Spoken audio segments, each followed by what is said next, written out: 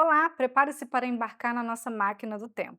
Começa agora a retrospectiva do programa Nossa História. Em 2024, tivemos momentos tocantes com os episódios do 1 ao 4, com as participações especiais da dona Nilceia Costa, Ivana da Silva Couto, o Juliano Gáspio e a Raquel Lessa. Convidamos você a relembrar essas histórias inesquecíveis e se manter informado sobre tudo o que acontece na nossa cidade.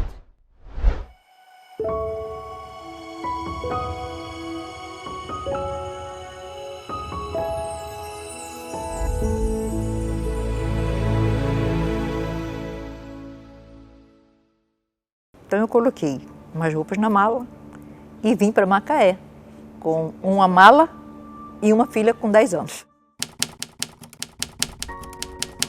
O meu nome é Nilceia Silva da Costa. Não sou de Macaé. Vim para Macaé em 2012. Dezembro de 2012, eu assumi primeiro a prefeitura, porque primeiro eu fiz o concurso para a prefeitura. Eu não gostava, não estava morando num lugar que não me sentia bem e pedi a Deus que me tirasse de lá. 3 meses depois, no máximo, a minha filha me ligou, que já trabalhava aqui, e falou para mim: mãe, abriu o concurso, a prefeitura abriu inscrição. Então eu falei: me inscreve. Aí perguntei o grau de escolaridade. Aí o primeiro grau que ela falou foi alfabetizado. Eu falei: me inscreve nesse, não quero nem saber dos outros, me inscreve nesse eu vou passar. Aí ela me inscreveu. Pouco depois ela ligou de novo: mamãe, a Câmara também abriu a inscrição. Eu falei: me inscreve também. E qual é o grau de escolaridade? Aí ela começou a alfabetizar. Eu disse: me inscreve nesse também, porque eu sei que vou passar. Aí eu perguntei: qual é a função, para que tem nesse grau aí? Aí ela falou: tem para copeira. Aí eu falei: então você me inscreve para copeira, porque eu já estava com 61 anos. Nessa faixa etária a gente está cheio de dor já, né? Na prefeitura eu tinha feito para auxiliar serviços gerais. Então eu imaginei assim: não, vou fazer para copeira na Câmara, porque vai ser só na Copa que eu vou ficar. E aí veio o processo, né? Veio o dia da prova, nós fizemos a prova da prefeitura, depois veio a prova, vim fazer a prova da Câmara, morando em São Gonçalo. Depois aí ela falou para mim: mamãe, a senhora passou, aí teve que fazer o exame médico, coisa e tal. Até que chegou o dia que ela ligou e falou: mamãe, a senhora tem que ir embora, que a senhora tem que tomar posse. Aí eu falei: agora é para valer. Agora tá certo. Eu achei que eu nem ia, né? Porque eu já estava com 61 anos. Eu falei: eu vou ficar descartada por causa da minha idade, eu já estou muito velha, eles não vão querer que eu vá trabalhar, né? Aí eu falei: agora eu tenho que ir mesmo. Eu tenho uma filha hoje que está com 21 anos, na época ela estava com 10, ela com 10 e uma outra com 15. Então eu falei com a de 15 assim: eu vou deixar você com a sua tia, porque eu não sei para onde eu vou. Eu vou levar sua irmã até menor, onde eu tiver ela fica. Quando terminar um ano letivo, eu venho buscar você, porque agora eu tenho que ir. Então eu peguei umas roupas, umas coisas, coloquei numa mala e vim para Macaé, com uma mala e uma filha com 10 anos. Aí eu fui trabalhar lá, na Câmara, como copeira. E nós começamos, aí eu comecei a trabalhar. E vou dizer a você, eu gosto muito de trabalhar aqui, gosto mesmo, me sinto muito bem aqui nesse lugar. Muito bem. As pessoas todas me consideram, me respeitam e realmente é um lugar ótimo para trabalhar. Para mim, é um lugar ótimo para se trabalhar.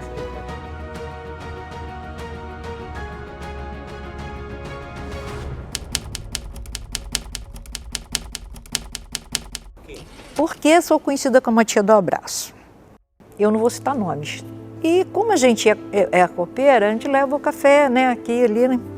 Eu cheguei numa sala e eu encontrei uma jovem que estava assim muito deprimida, muito chorosa, muito triste.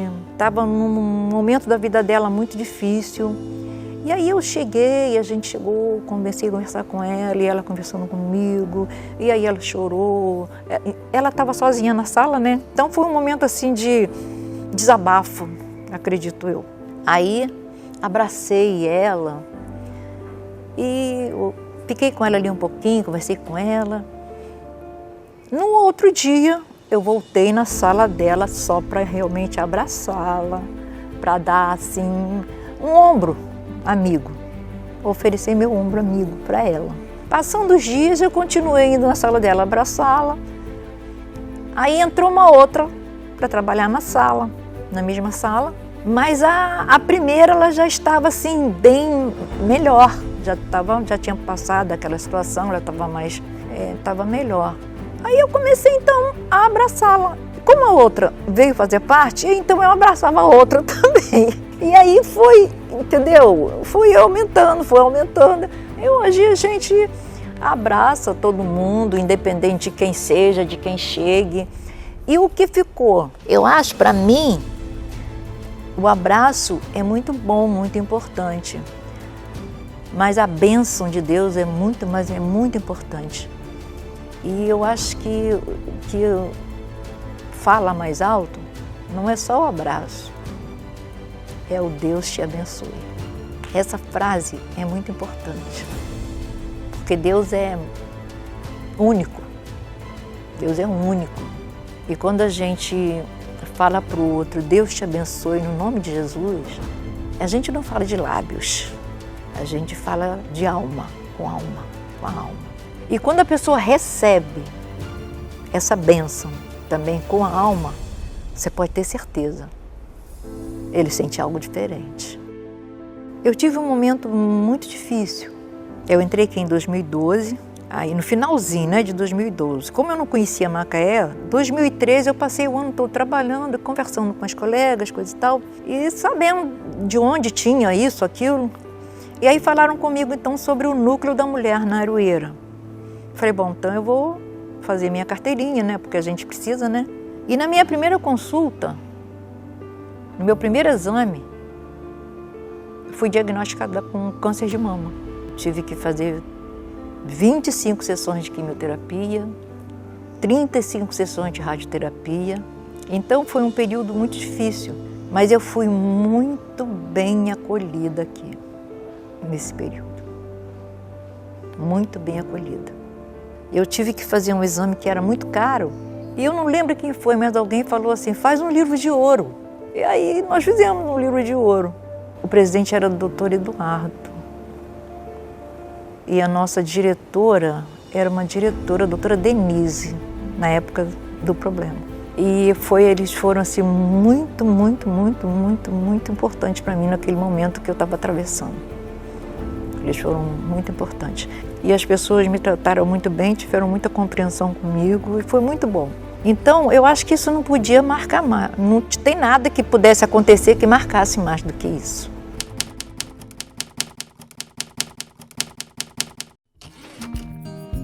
Um outro momento foi que, eu não falei ainda, mas eu recebi aqui o título de cidadão macaense.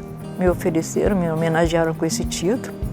E eu perguntei, quando me perguntaram se eu queria o título, eu falei assim, mas por quê? Eu não sou macaense, mas o que eu fiz? Eu não fiz nada. Eu sei que esse título é dado a alguém que se destaca, A pessoa que quis me homenagear, eu não conhecia, nem nunca tinha ouvido falar no nome, mas um dia eu estava ali na saída da presidência ali, para pegar a escada, aí ele vinha subindo, e como eu abraço todo mundo, eu o abracei também e desejei também que Deus abençoasse ele. Não sabia quem ele era não, mas eu abracei como eu abraço todo mundo. E aí depois disso, eu soube que ele estava naquele dia tomando posse, ele tinha vindo ocupar a vaga de um outro vereador. Mas eu não sabia nem que ele estava tomando posse. Eu abracei ele como uma pessoa, não como um vereador. Então mais tarde, quando veio o aniversário de Macaé, que se homenageei, aí ele foi e me perguntou, foi o vereador Gelinho, que me homenageou com esse título. E aí eu perguntei a ele falou assim, não, a senhora que não sabe, mas esse abraço que a senhora dá é muito importante. Quando eu cheguei aqui, a senhora me deu um abraço que fez a diferença na minha vida. Então eu falei, bom, já que tá bom, eu recebo aí, já que você quer me dar eu recebo, não tem problema. E já que tá aqui, estamos filmando, eu quero estender esse abraço a toda pessoa que estiver me vendo. Eu quero estender esse abraço a todos vocês e do fundo do meu coração, da minha alma. Eu quero que Deus abençoe vocês todos, em nome de Jesus. sejam abençoados por Ele.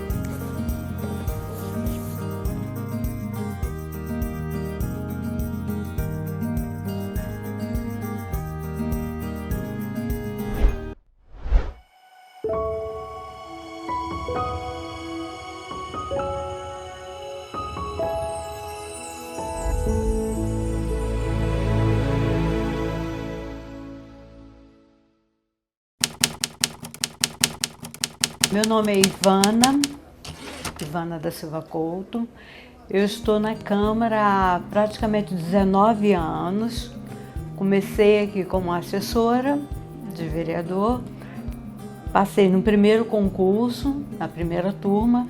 Então, como servidora pública concursada, eu tenho 15 anos. Bem, a minha área, quando eu passei do concurso, foi para a área de telefonia. E eu atuo aqui em todo o período que eu vim, né? Nós viemos para cá, eu fico aqui na minha... E acompanho, né? As coisas das sessões, Eram muitos locais onde a Câmara funcionava. No prédio antigo, funcionavam as sessões e a presidência e poucas coisas lá. Na Télio Barreto tinha um prédio administrativo, tinha também o gabinete dos vereadores, que ficava na Télio Barreto, mas em outro prédio. Tínhamos também o transporte, que era próximo à rodoviária. Tínhamos o arquivo da Câmara. Então, no final, eram 5 locais separados. Só foi unificado quando viemos para cá.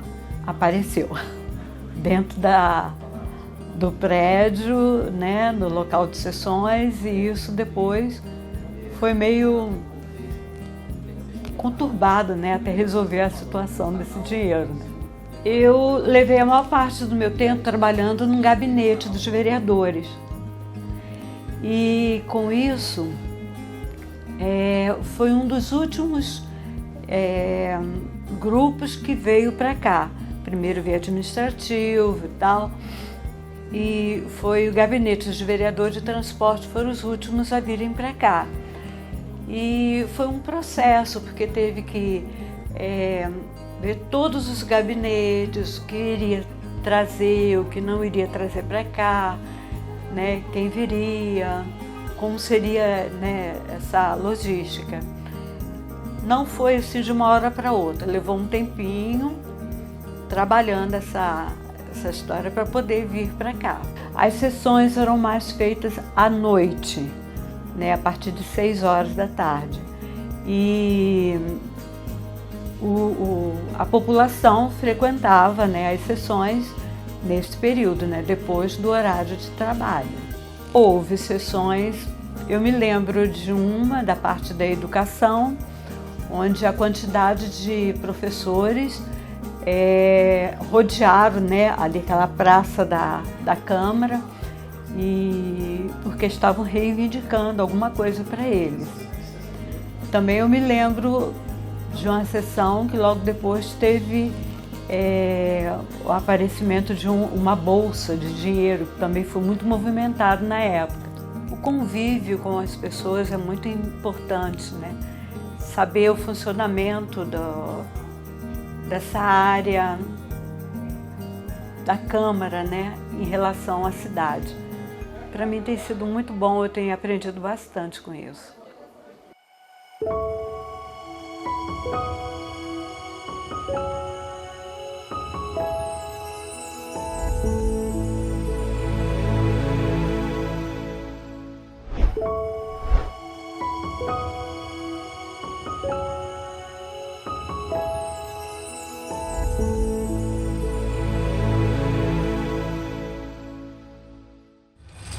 Servir. Acho que quando a gente faz o concurso para ser servidor, é para servir. Se não for para servir, não tem sentido.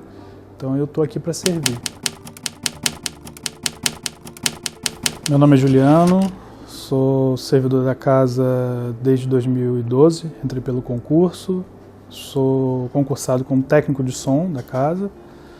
Hoje estou aqui na direção, trabalhando na parte de planejamento e licitação. E durante esse período de 12 anos, alguns fatos, né, nós vivenciamos aqui, uns alegres, outros não tanto, mas que marcaram. E um dos que marcaram, acho que foi a mudança, né? A nossa mudança para cá, vindo para o prédio novo, você sair de uma estrutura para unificar, foram alguns desafios, né? Que a gente teve nessa mudança, nessa transição de chegar num prédio novo, numa estrutura grande e lidar com tudo isso, né?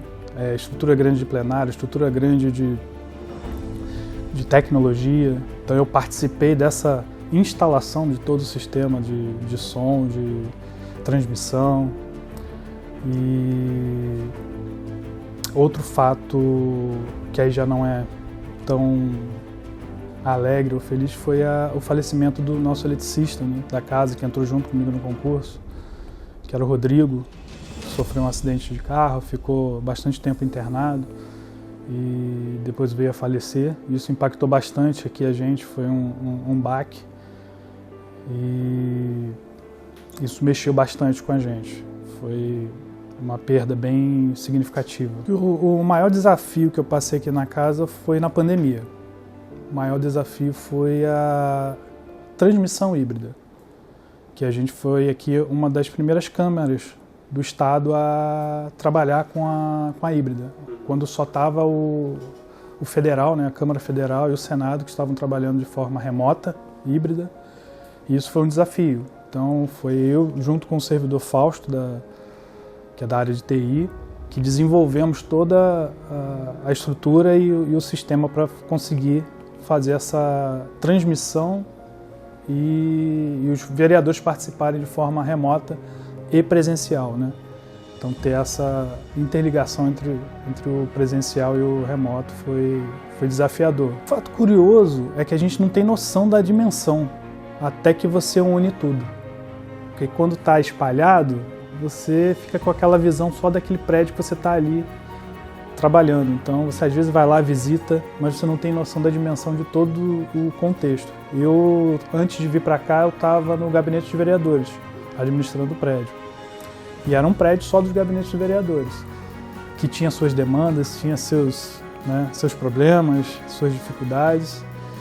E quando você vem para cá, é que você tem a dimensão do que é o legislativo, do que é toda a estrutura, do que são todos os setores e as secretarias envolvidas e diretorias, né?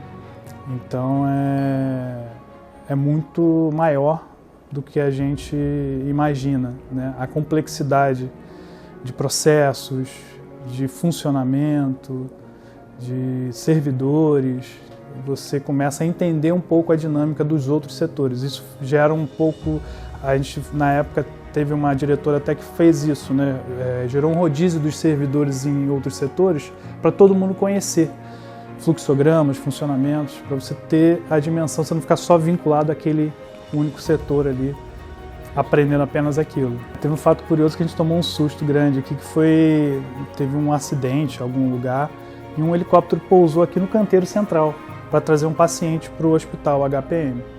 E quando ele pousou, uma pedra subiu, provavelmente na hélice, e voou em direção aqui ao vidro. E a gente tem esse vidro até hoje aqui para trocar, que é a marca da pedra.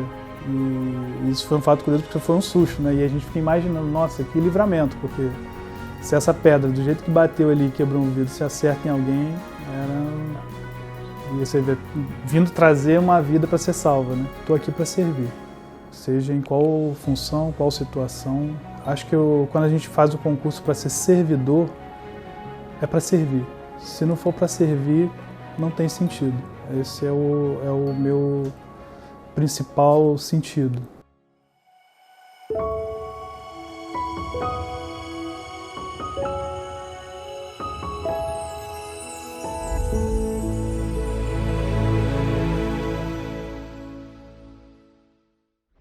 eu não tinha opção de desistir.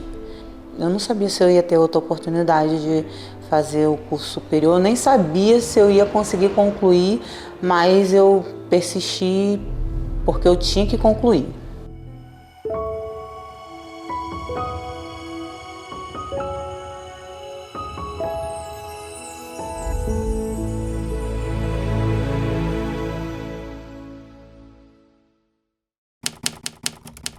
Eu sou Raquel Lessa Toches, funcionária efetiva da Câmara Municipal de Macaé há quase 16 anos.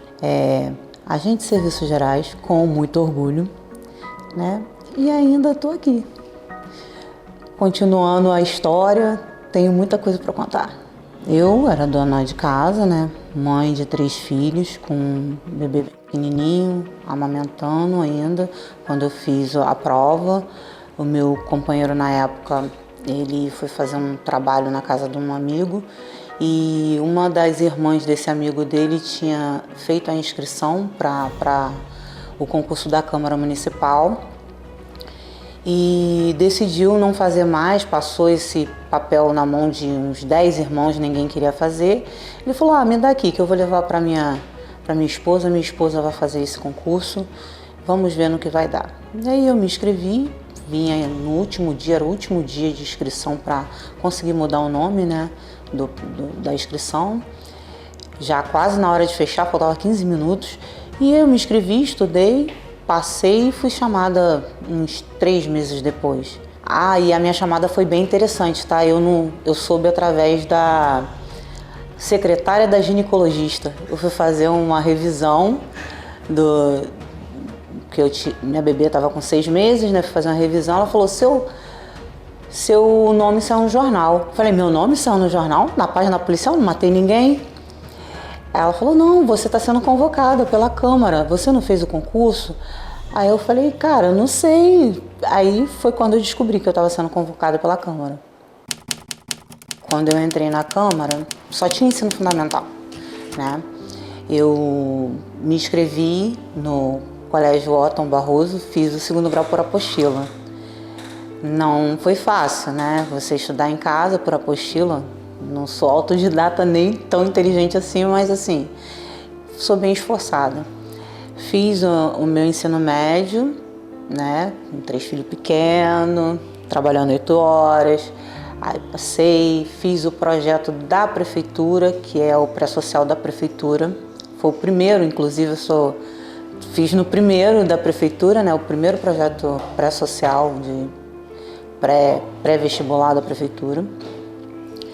E foi muito bom, eu tive uma boa nota no Enem. Eu passava para praticamente todos os cursos, só não passava para medicina. A minha escolha inicial era enfermagem, porque eu achei que a nota de corte seria mais fácil de entrar, mas por influência de um tio que eu amava muito, eu já até perdi esse tio, que fez direito já mais velho, depois de 60 anos, eu escolhi trocar para direito e seguir.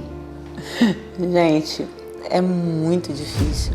Curso superior é muito difícil para quem estuda em escola pública, para quem trabalha fora, para quem tem filho, para quem trabalha 8 horas diárias. Assim, não é fácil, né? E assim, eu não tinha opção de desistir, né?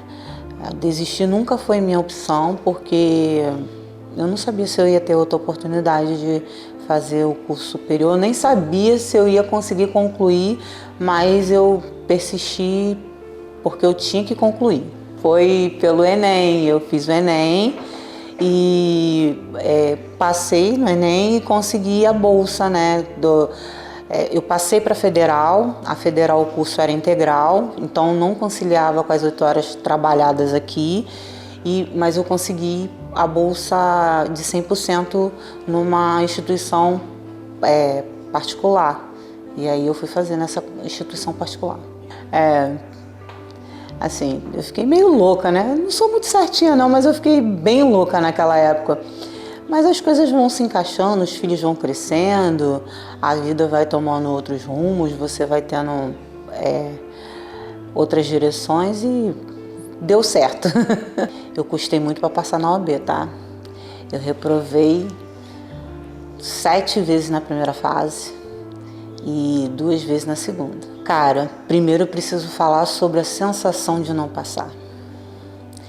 É a coisa mais frustrante do mundo, porque quando você faz a prova da OAB, você não está concorrendo com ninguém. Você estuda pra caramba. Eu estudava de madrugada, eu estudava de manhã, porque a vida é concomitante, né? Você não para fazer aquilo. Você continua trabalhando às 8 horas, você continua vendo os filhos crescendo, você continua tendo os seus problemas, os seus boletos chegam.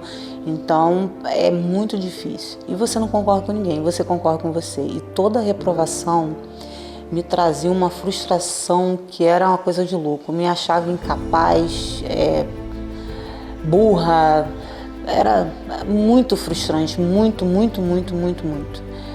Mas eu, como aquela primeira fase lá eu não podia desistir, nessa segunda já, depois do caminho percorrido, né, eu não ia desistir mesmo. Eu passei em outubro do ano passado, né, eu fiz aniversário no dia 18 e minha aprovação saiu no dia 19 de outubro. E eu vou pegar minha carteirinha essa semana, gente. A realização, com certeza. Realização plena. É estado de graça. Hoje eu estou em estado de graça. Eu não sei qual vai ser meu futuro daqui por diante. Eu não sei. Eu quero chegar. O meu sonho é procuradoria. Qual? Não importa. Mas eu sei o que eu quero, continuo estudando, presto para outros concursos. Eu não sei para onde Deus vai me mandar e nem se eu vou estar lá, mas é aquela história, não vou desistir enquanto não conseguir. Quando eu optei a não desistir, foi pelos meus filhos. Eu sou o exemplo deles, eu sou o espelho deles, eu sou a escola deles, eu sou o que eles têm de melhor. Então, se eu não fizer o meu melhor todo dia, quem eu vou deixar para mais para frente? Eu preciso de mais, eu preciso me realizar como mulher, como pessoa, como ser humano, e eu acho que isso é o mais importante. Você tem que se realizar, você tem que buscar o que você quer, o que você sonha, você tem que sonhar pelo menos, né? E o sonhar é o primeiro passo, o resto você segue.